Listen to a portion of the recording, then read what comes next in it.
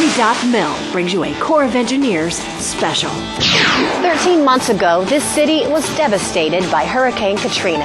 Over the past few days, I've spoken with the director of Task Force Hope, chief of the Hurricane Protection Office, demolition crews, floodgate engineers, biologists, and homeowners. And they've all shared one message. Through the journey of suffering, loss, and trial, commitment, service, and the human spirit have prevailed. This is a special edition of the Engineer Update. In New Orleans, I'm Mary Cochran.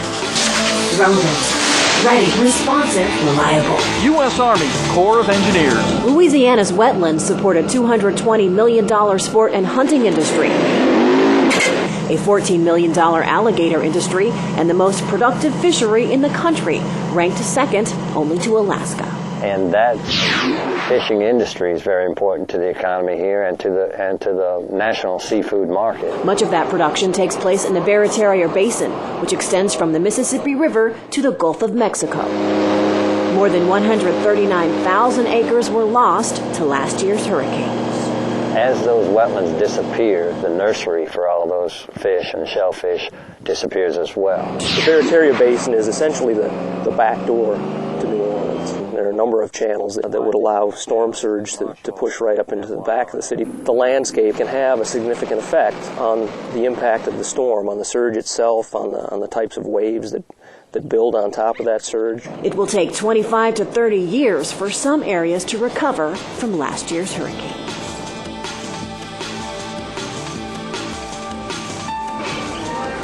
Life is getting back to normal on the streets of the French Quarter. It will take longer on the streets of destruction in the 9th Ward. What remains of a lively neighborhood is vacant lots and a home arranged by a massive flood surge. Inside, clothes still on the hanger. Images that show the full scope of damage left from Hurricane Katrina. The Corps of Engineers is working to rid the city of these scars. Today we're doing a demolition on this house at 3508 Liberty Street. It's been condemned by the city, and we have our contractors now demolishing it, getting rid of it. A crew of 12 work a demolition this size, which takes between 6 and 10 hours. It includes an archaeologist who watches for items of historic or cultural value, and an air monitor, as this home contains asbestos.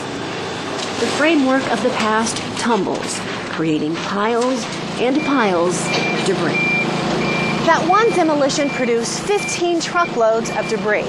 In the past 13 months, over 800,000 such truckloads have been collected here in Louisiana. And if you were to line them all up, they'd stretch from California to New York. We're getting the storm out of the city. We're making the community safer, and so that people can come with a sense of closure to this tragedy. The rebuilding process can take place as well as the healing.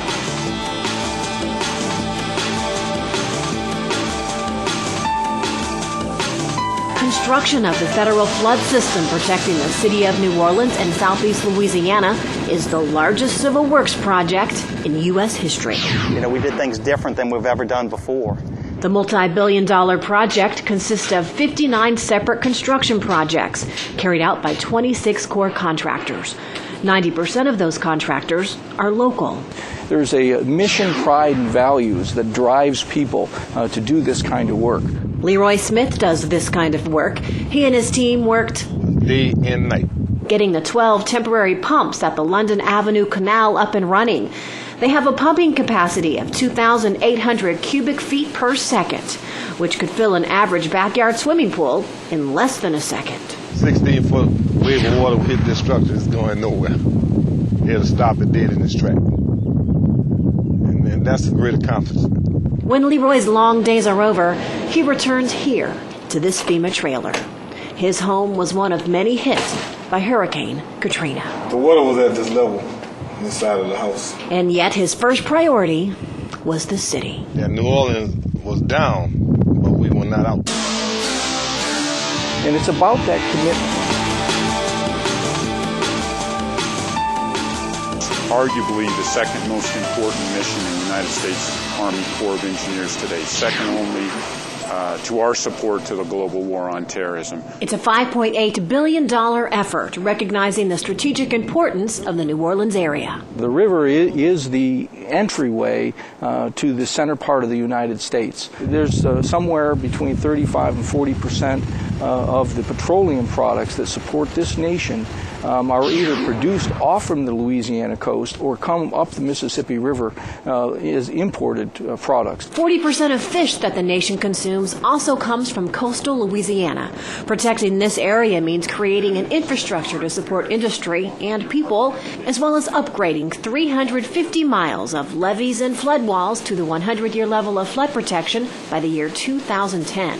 That's a big job. We, the United States Army Corps of Engineers, don't do anything in and of ourselves. We bring in to the team architect engineers from around the United States and construction contractors, and it's that working together as a team. A team that the world is observing.